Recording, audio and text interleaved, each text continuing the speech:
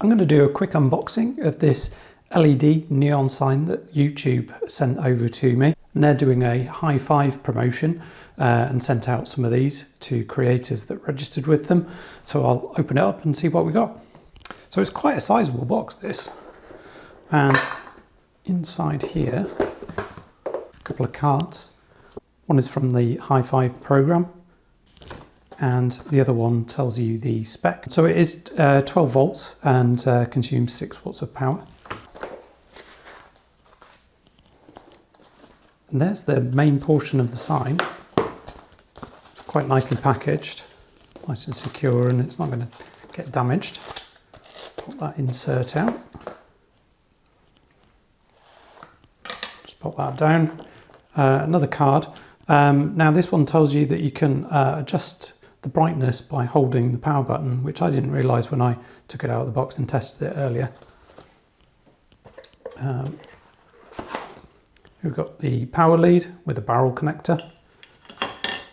And then let's get the base out of here. There we go. And then the base that the sign goes into. The power button, it's not clicky, it's just a touch control, and then press and hold to change the brightness. Nothing else around there apart from the barrel connector input. So you take the sign, and there's a notch in there so you get it the right way around, and just pop that in there. It slots in and it pulls out easily. And let's get that connected up. Tap to turn it on. That is nice and bright. It is in fact slightly too bright if it's in a darker room, but if we press and hold, you can see that dim down. I guess press and hold to bring it back up again. That's really cool. Then tap to turn it off. And if we turn that on and then turn it off with the power, and then turn it back on again, it forgets what mode it was in.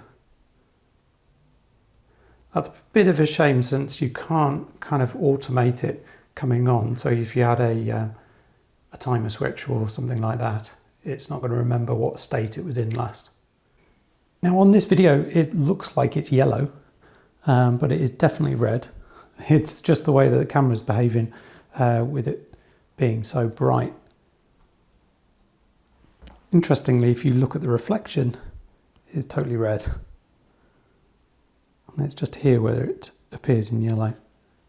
Now, previously I have been sent one of these, which is a Lego YouTube play button, which I thought was quite a neat giveaway as well. I actually customized this one to add a small Arduino board in there and for it to light up the play button. That was just some Lego bricks before. And that came out quite well. You can see some shots of me testing this out in the dark. And this YouTube LED sign comes out well in the dark too. So overall, this promotional item is really good. Dead impressed by it. I'm glad that YouTube are supporting smaller creators like myself. We're not going to manage to get an official play button, but to be given the chance of getting one of these, it's been fantastic. So many thanks to YouTube for sending these out. And thank you for watching, and I'll see you next time.